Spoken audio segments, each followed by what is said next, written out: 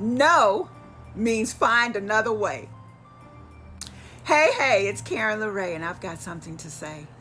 I want to share with you about how no is never no. When I was a teenager, I was a daddy's girl. I will always be a daddy's girl, even though my daddy is no longer here. But I would ask my father for things or to do something, and his first instinct was to say maybe.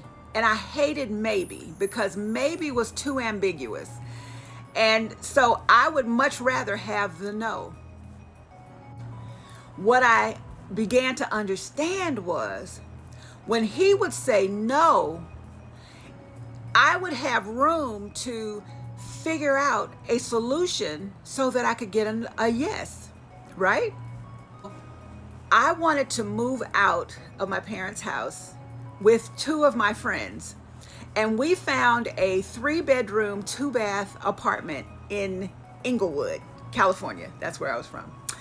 And so I went in and I said, Daddy, I'm going to move with my friends. And he looked up at me and he said, okay. He said, so you've got a 3-bedroom, so each of you will have your own room, right? So I said, yes. He said, so who's going to have their own bathroom and who's going to share a bathroom? Because there were only 2 bathrooms. And then he asked me about gas, because I would come in and get his gas card and fill my car up. He said, so what are you going to do for gas? Because you normally come in and get my card, and you're not going to be able to do that. And then he asked me about medical insurance, because we come from a military family, so we had Champus. He said, so what are you going to do about medical insurance? Because once you leave the house, you won't be on my medical. And then he asked me about groceries. How are you going to divide the groceries? Are you guys going to shop together? Are you going to have your own food, your own, in your own section of the refrigerator? Because you know how you are when somebody goes into your stuff.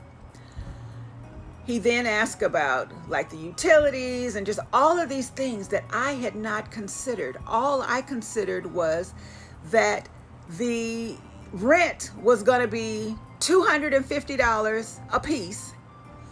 And I had the money for my car note and, just all the little things that I was paying for. Oh, and then he also hit me with the insurance because I was on his insurance. But when I left the house, I was going to have to get my own insurance. I went into my room and I was like,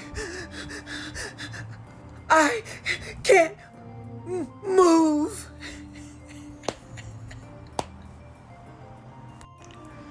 What that experience forced me to do was to create a list, a checklist of all the things that he mentioned. And then I added some other things that I needed to consider. And I began working on that list.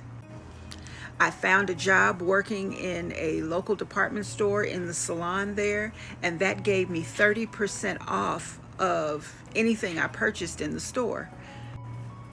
So I got a trunk and created a hope chest for myself, and I put dishes, bedding, glassware, towels, you name it, I put it in this trunk.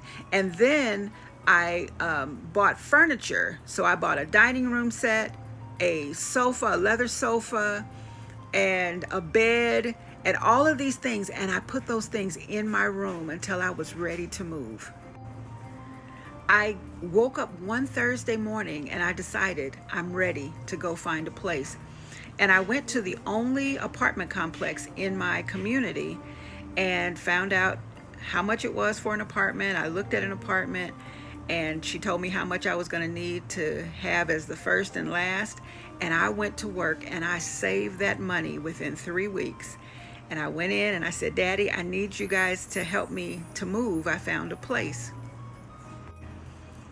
I went through my litany of things on the list to check them off with him to make sure that there wasn't anything else that I needed to consider. And they helped me to move in. And that night, I felt so free. And there was a laundry room across the way from the apartment. And there was a woman in there doing her laundry, and she was singing. And she sang me to sleep. No never means no. No always means find another way. Sometimes you get a no because you're not prepared. But when you prepare yourself, then you can get a yes. I hope this helps. I wish above all that you prosper and be in health, even as your soul prospers.